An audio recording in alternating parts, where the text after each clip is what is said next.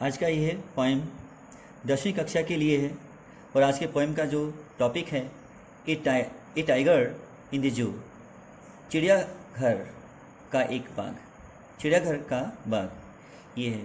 तो इसमें टाइगर का मतलब होता है बाघ, और बाघ इस समय कहाँ है? चिड़ियाघर में है। चिड़ियाघर में क्या करता है? वो पिंजरे में कैद है, इस समय बंद है वो। तो चिड़ियाघर में अर्थात चिड़ियाघर का बाग, ये इसकी हिंदी है।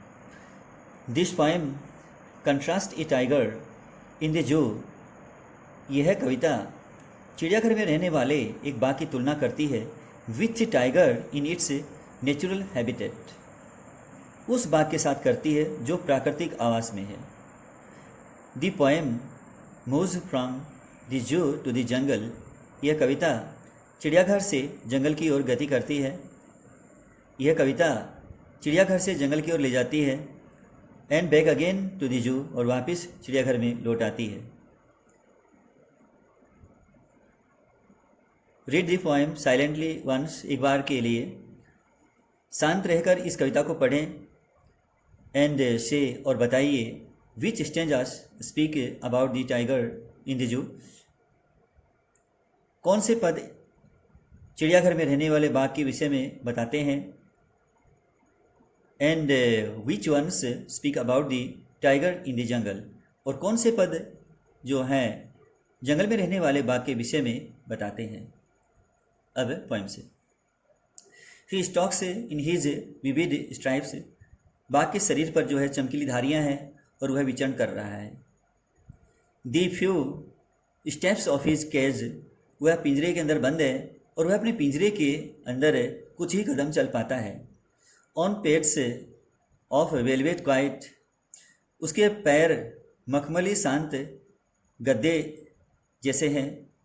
वह अपने मखमली शांत गद्दे जैसे पैरों के ऊपर अपने पिंजरे के अंदर कुछ ही कदम चलता है और अपनी विभिन्न धारियां, जो उसकी चमकीली धारियां हैं उसके शरीर पर, वह पिंजरे के अंदर वह विचरण कर रहा है। इन हिज क्वाइट रेज, इस समय उसका क्रोध शांत है, अर्थात वो पिंजरे में बंद है, उसका क्रोध इस समय शांत है। शांत क्रोध में वो अपने मखमली शांत क्रोध में वह अपने मखमली शांत गद्दे जैसे पैरों के ऊपर उस छोटे से पिंजरे के अंदर कुछ ही कदम चल पाता है। उसके शरीर पर चमकीली धारियां हैं और वह इस प्रकार से वहाँ विचरण कर रहा है। तो ये हुआ पहला स्टेज। देखिए अगला। ही should B lurking in Shadow, वह वृक्षों की छाया में घात लगाकर बैठा होगा। शुड बी क्या? शुड बी का मतलब है होगा। शुड भी नहीं चाहिए या गागी गे, ठीक है ना। ही शुड बी, वह होगा, लर्किंग घात लगाकर बैठा होगा, वह घात लगाकर बैठा होगा या घात लगा रहा होगा। इन शैडो, शैडो किसकी है? छाया किसकी है? वृक्षों की। वह वृक्षों की छाया में घात लगा रहा होगा। स्लाइडिंग थ्रू लॉन्ग ग्रास, लंबे लंबे घास में से होकर आगे सरक रहा होगा, आगे बढ़ रहा होगा। नियर दी वाटर होल, जलाशय के नज़दीक होगा। वेयर प्लम डियर पास, जहाँ से गोल मटोल हिरन गुजरते हैं। वह अर्थात बाघ जो है इस समय जलाशय के नज़दीक है और वह गोल मटोल हिरन जहाँ से गुजरते हैं उस जलाशय के बिल्कुल करीब है। वह लंबे लंबे घास है, घास में से वह आगे सरक रहा है और वृक्षों की छाया में वो घात लगाकर इस समय बैठा होगा। आगे देखिए तीसरा stanza. He should be snarling around houses, वह घरों के आसपास, अराउंड का मतलब होता है कि आसपास। अब अगर मान लीजिए अबाउट कर दे तो भी आसपास हो जाएगा, अराउंड का मतलब ही आसपास ही होगा, ठीक है ना। तो ही शुड बी, वह होगा। ही शुड बी स्नॉर्लिंग, वह गुर्रा रहा होगा, वह गुर्रा रहा होगा। अराउंड हाउसेज, घरों के आसपास, वह घरों के आसपास गुर्रा रहा होगा। एट द जंगल्स एज, घर जो कि जंगल के किनारे पर हैं, घर जो जंगल के किनारे पर स्थित घरों के आसपास, वह जंगल के किनारे पर घरों के आसपास, जंगल के किनारे पर स्थित घरों के आसपास वह गुर्रा रहा होगा। बेयरिंग हिज, बेयरिंग का मतलब दिखाना, bearing his white fangs, fangs का अर्थ होता है चमकीले दांत, अर्थात वाइट का मतलब सफ़ेद होता है और फैंग्स का मतलब होता है चमकीले दांत, ठीक है ना। तो बेयरिंग हिज वाइट फैंग्स अपने सफ़ेद चमकीले दांतों को दिखा रहा होगा, प्रदर्शित कर रहा होगा। हिज क्लोज, और साथ में अपने पंजों को भी दिखा रहा होगा। टेरराइजिंग, टेरराइज का मतलब है आतंकित करना। टेरराइजिंग दी विलेज, और गांव वालों को आतंकित कर रहा होगा। तो इसमें लिखा है, फिर से देख लीजिए, he should be snarling around houses at the jungle's edge. वह इस समय जंगल के किनारे पर स्थित घरों के आसपास घुरा रहा होगा।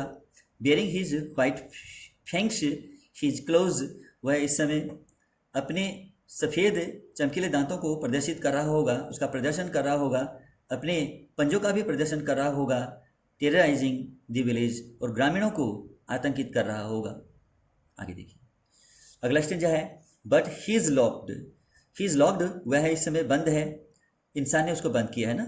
तो but he is locked in a concrete cell. Concrete का मतलब होता है कंक्रीट से बना हुआ, सेल का मतलब होता है कोठरी, ठीक है ना, कक्ष छोटा, उसको कहते हैं सेल। और वैसे सेल का मतलब कोशिका, लेकिन वो यहाँ नहीं है, ठीक है, वो सेल से अलग चीज़ है। But he is locked in a concrete cell, लेकिन वह इस समय कंक्रीट जैसे, यानी कंक्रीट के बने हुए कोठरी के अंदर बंद है, कैद में है। शीज स्ट्रेंथ बिहाइंड बार्स, उसकी ताकत जो है, उसकी शक्ति जो है सलाखों के पीछे है, अर्थात पिंजरे में जो सलाखें लगे हैं उसके वो अंदर है, पिंजरे के अंदर है, इसलिए सलाखों के पीछे उसकी ताकत इस समय कैद है। Stalking the length of his cage, और वह अपने पिंजरे के लंबवत में इस समय विचरण कर रहा है। इग्नोरिंग विजिटर्स, और वहाँ जो आगंतुक आते हैं देखने के लिए, जो आगंतुक आते हैं उनकी वो परवाह नहीं कर रहा है, अर्थात उनकी उपेक्षा कर रहा है। आने वाले आगंतुकों के लिए वह उनकी उपेक्षा कर रहा है, उन पर वो उनकी परवाह नहीं कर रहा है, और अपने पिंजरे के लंबवत में वो विचरण कर रहा है। इस समय उसकी ताकत जो है वो पिंजरे के सलाखों के पीछे है, और वह कंक्रीट से बने हुए कोठरी के अंदर इस समय बंद कर दिया गया है उसे, अर्थात वह बंद है।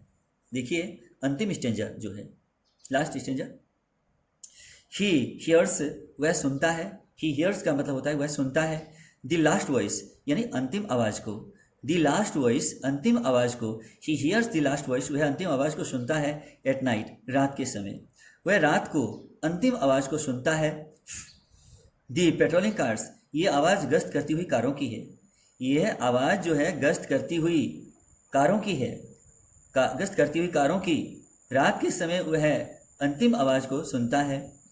And stairs with his brilliant eyes at the brilliant stars, और वह अपनी चमकीली आँखों से चमकीले सितारों की तरफ घूरते हुए देख रहा है। दोबारा सुन लीजिए, he hears the last voice at night, वह रात के समय अंतिम आवाज़ को सुनता है। दी पेट्रोलिंग कार्स, ये आवाज़ गश्त करती हुई कारों की है, अर्थात वह गश्त करती हुई कारों की, वह रात के समय गश्त करती हुई कारों की अंतिम आवाज़ को सुनता है। कौन सुनता है? बाघ जो है वो रात के समय गश्त करती हुई कारों की अंतिम आवाज़ जो होती है उसको वो सुनता है। एंड स्टेयर्स, और घूरता है, घूर कर देखता है। विथ हिज ब्रिलियंट आइज, अपनी चमकीली आंखों से। इस समय उसकी आंखें जो है वो चमक रही है, अपनी चमकीली आंखों से वह घूर रहा है। एट दी ब्रिलियंट स्टार्स, जो सितारे, जो तारे आसमान में चमक रहे हैं, चमकते हुए तारों की तरफ वह चमकीली आंखों से घूर रहा है। तो ये थे आपके पोएम के कुछ स्टेंजे, और इस पोएम को लिखा था लेस्ली नॉरिस ने।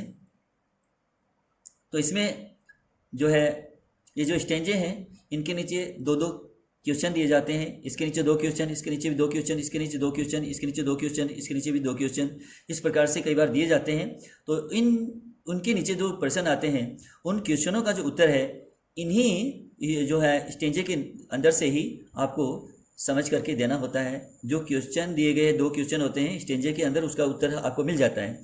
तो इसका उत्तर जो है आपको ये पंक्तियां सेम नहीं उतारनी है, ये पंक्तियां नहीं लिखनी है, इसकी जो व्याख्यात्मक जो उत्तर होता है ना वो आप लिख सकते हैं। तो इस प्रकार से तो आपके जो प्रत्येक स्टेंजे हैं इसमें 5 स्टेंजे दिए गए हैं, पांचों के जो है नीचे क्वेश्चन दिए जाएंगे और ये एग्जाम में पेपर में इस प्रकार आते हैं। तो उन प्रश्नों का उत्तर जो है 2-2 क्वेश्चन दिए जाते हैं प्रत्येक स्टेंजे के नीचे, तो इन 2 क्वेश्चनों का उत्तर आपको स्टेंजे के अंदर से ही लिखना पड़ता है। तो आज के लिए बस इतना ही। तो मेरा ये वीडियो आपको कैसा लगा, लाइक कीजिएगा, कमेंट कीजिएगा और अधिक से अधिक इस वीडियो को शेयर भी कीजिएगा। Thank you for listening to this video.